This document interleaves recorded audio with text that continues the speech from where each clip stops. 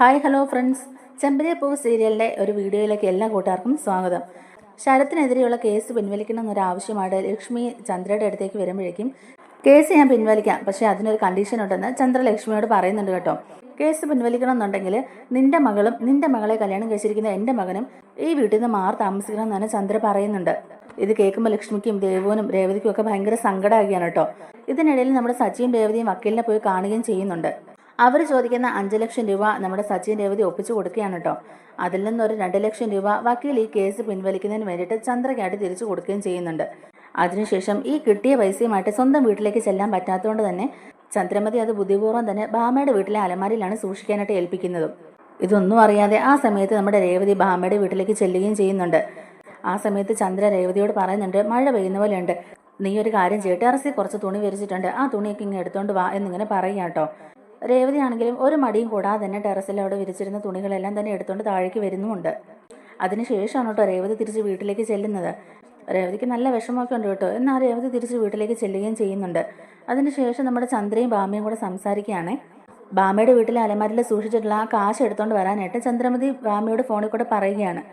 അങ്ങനെ ആവശ്യപ്പെടുന്ന സമയത്ത് ഭാമ ചെന്ന് അലമാരിലൊക്കെ നോക്കുന്നുണ്ടെങ്കിലും അവിടെ ആ കാശ് കാണുന്നില്ല. അപ്പോഴാണ് കാശ് നഷ്ടപ്പെട്ടു എന്നുള്ള കാര്യങ്ങൾ ഭാമ മനസ്സിലാക്കുന്നത്. ഭാമ അത് ചന്ദ്രയെ വിളിച്ച് പറയുകയും ചെയ്യുന്നുണ്ട് കേട്ടോ. ഭാമയും ചന്ദ്രയും ആദ്യം തന്നെ കുറ്റപ്പെടുത്തുന്നത് രേവതിയാണ്. ചന്ദ്രയ്ക്ക് നേരിട്ട് അവിടെ രേവതിയെ കുറ്റം പറയാൻ പറ്റത്തില്ല. കേസ് പിൻവലിക്കാൻ വേണ്ടിയിട്ട് അത് വക്കീലിൻ്റെ കയ്യിൽ നിന്ന് മേടിച്ച കാശ് എന്നുള്ളത് അവർക്ക് ആർക്കും അറിയില്ല. അതുകൊണ്ട് തന്നെ ഭാമയുടെ പൈസ കാണാതെ പോയി എന്നുള്ള രീതിയിലാണ് കേട്ടോ രേവതിയെ കുറ്റപ്പെടുത്തുന്നത്. രേവതിയാണ് പണം മോഷ്ടിച്ചെന്ന് സ്ഥാപിച്ചെടുക്കാനും കൂടി നോക്കിയാണ് ചന്ദ്ര. ആ സമയത്ത് ഭാമ ഫോൺ വിളിക്കുന്ന സമയത്ത് മനഃപൂർവ്വം രേവതിയുടെ പേര് പറയുകയാണ് ചന്ദ്ര. രേവതിയെ കള്ളിയാക്കിക്കൊണ്ട് തന്നെ അമ്മ ഈ സംസാരിക്കുന്നതൊക്കെ കേൾക്കുമ്പോഴേക്കും സച്ചിക്ക് നല്ല ദേഷ്യം വരികയാണ് കേട്ടോ. സച്ചി ഉടനെ തന്നെ ചന്ദ്രയുടെ കയ്യിൽ നിന്ന് ഫോൺ മേടിച്ചിട്ട് ഭാമയോട് ഈ കാര്യങ്ങളെല്ലാം ചോദിക്കുന്നുണ്ട്. ഭാമയാണെങ്കിലും സച്ചിയോട് ഈ കാര്യങ്ങളൊക്കെ സങ്കടപ്പെട്ടുകൊണ്ട് തന്നെ പറയുന്നുണ്ട്. ഭാമ അലമാരിൽ സൂക്ഷിച്ചിരുന്ന കാശ് കാണുന്നില്ലെന്ന് മാത്രമേ പറഞ്ഞുള്ളൂ. രേവതിയെ കുറ്റപ്പെടുത്തി ഭാമ ഒന്നും തന്നെ സംസാരിച്ചില്ല. ഭാമ ഫോൺ കട്ട് ചെയ്തതിന് ശേഷം സച്ചി ചന്ദ്രയുടെ നേർക്ക് ചൂടായാണ് കേട്ടോ. ഭാമാൻറ്റി പറഞ്ഞത് കാശ് കാണാനില്ലെന്ന് മാത്രമാണ്, രേവതിയാണ് അത് എടുത്തതെന്നൊന്നും ഭാമാൻറ്റി പറഞ്ഞിട്ടില്ല. അമ്മ മനഃപൂർവ്വം ഇത് രേവതിയുടെ തലയിൽ കെട്ടിവെക്കാൻ നോക്കിയാലേ എന്നും ചോദിച്ചുകൊണ്ട് തന്നെ സച്ചി ചൂടാവുന്നുണ്ട്. ഭാമയാണെങ്കിലും ഒരക്ഷരം പോലും മിണ്ടാതെ ഇങ്ങനെ നിൽക്കുകയാണ്. കാരണം ചന്ദ്രമതിയുടെ പൈസയിൽ കാണാതെ പോയത് തൻ്റെ വീട്ടിൽ കൊണ്ട് വെച്ചുകൊണ്ട് തന്നെ താനും അതിന് ഉത്തരം പറയേണ്ടി വരും എന്നുള്ളത് ഭാമയ്ക്ക് അറിയാം. അതുകൊണ്ട് ഭാമ ആകെ ഇങ്ങനെ പേടിച്ച് നിൽക്കുകയാണ്. എന്നാൽ തന്നെ കള്ളിയാക്കാൻ നോക്കുകയാണല്ലോ എന്നോർത്തോണ്ട് തന്നെ രേവതി ആകെ വല്ലാതെ വിഷമിച്ച് നിൽക്കുകയാണ്. പിറ്റേ ദിവസം രാവിലെ തന്നെ സച്ചി നേരെ ഭാമയുടെ വീട്ടിലേക്ക് ചെല്ലുന്നുണ്ട്.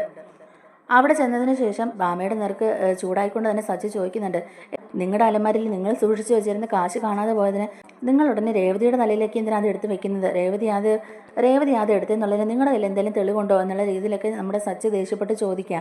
ആ സമയത്ത് വേറെ നിവർത്തി ഇല്ലാതെ തന്നെ നമ്മുടെ ഭാമ സത്യങ്ങളെല്ലാം തുറന്ന് പറയുന്നുണ്ട് സച്ചിയുടെ അടുത്ത്. ഭാമ പറയുന്നുണ്ട്, കാണാതെ പോയത് 2 ലക്ഷം രൂപയാണ്, അത് ചന്ദ്രയുടെ പൈസയാണ്, എൻ്റെ പൈസയല്ല, ചന്ദ്ര എൻ്റെ കയ്യിൽ സൂക്ഷിക്കാൻ തന്ന പൈസ എന്നൊക്കെ തന്നെ പറയും കേട്ടോ. അപ്പം സച്ചി സംശയത്തോടെ തന്നെ ഇങ്ങനെ ചോദിക്കുന്നുണ്ട്, അമ്മയ്ക്ക് എവിടെ നിന്ന് ഇപ്പോൾ ഈ പൈസ കിട്ടിയെന്നൊക്കെ. ആ സമയത്താണ് ഭാമ പറയുന്നത്, ശരത്തിൻ്റെ പേരുള്ള കേസ് പിൻവലിക്കാനായിട്ട് 5 ലക്ഷം രൂപ ആവശ്യപ്പെട്ടല്ലോ, അതിൽ നിന്ന് 2 ലക്ഷം രൂപ കേസ് പിൻവലിക്കാൻ വേണ്ടിയിട്ട് വക്കീൽ ചന്ദ്രയുടെ കയ്യിൽ കൊടുത്തിട്ടുണ്ടായിരുന്നു. ആ കാശാണ് ചന്ദ്ര ഇവിടെ കൊണ്ടുവന്ന് എന്നെ ഏൽപ്പിച്ചത്. ആ കാശ് കാണാതെ പോവുകയും ചെയ്തു എന്നൊക്കെ ഇങ്ങനെ പറയുമ്പോഴേക്കും സച്ചിക്ക് നല്ല ദേഷ്യം വരിക കേട്ടോ. ഇതിനിടയിൽ ഇവർ ഇങ്ങനെ ഒരു ചതി ചെയ്തു എന്നുള്ളത് സച്ചി മനസ്സിലാക്കുകയാണ്. സച്ചി ഭയങ്കര ദേഷ്യത്തോടെ തന്നെ വീട്ടിൽ വന്നിട്ട് എല്ലാവരോടും ഈ സത്യങ്ങളെല്ലാം പറയുന്നുണ്ട്. ശരത്തിൻ്റെ പേരിലുള്ള കേസ് പിൻവലിക്കാൻ വേണ്ടിയിട്ട് അമ്മ 2 ലക്ഷം രൂപ വക്കീലിൻ്റെ കയ്യിൽ നിന്ന് മേടിച്ചു എന്നൊക്കെയുള്ളത് സച്ചി എല്ലാവരോടുമായിട്ട് പറയുകയാണ് കേട്ടോ. ശരത്തിൻ്റെ കേസ് പിൻവലിക്കുന്നതിന് വേണ്ടിയിട്ട് അമ്മ വക്കീലിൻ്റെ കയ്യിൽ നിന്ന് 2 ലക്ഷം രൂപ മേടിച്ചു എന്നുള്ള കാര്യങ്ങളൊക്കെ പറയുമ്പോഴേക്കും രവിക്ക് ഭയങ്കരമായിട്ട് ദേഷ്യം വരിക കേട്ടോ. രവി ഈ കാര്യങ്ങളൊക്കെ അറിഞ്ഞിട്ട് ചന്ദ്രയോട് നല്ല ദേഷ്യത്തിൽ തന്നെ സംസാരിക്കുകയും ചെയ്യുന്നുണ്ട്. ഈ 5 ലക്ഷം രൂപ ഒപ്പിക്കാനായിട്ട് അവരെന്തുമാത്രം കഷ്ടപ്പെട്ടെന്നറിയാവോ?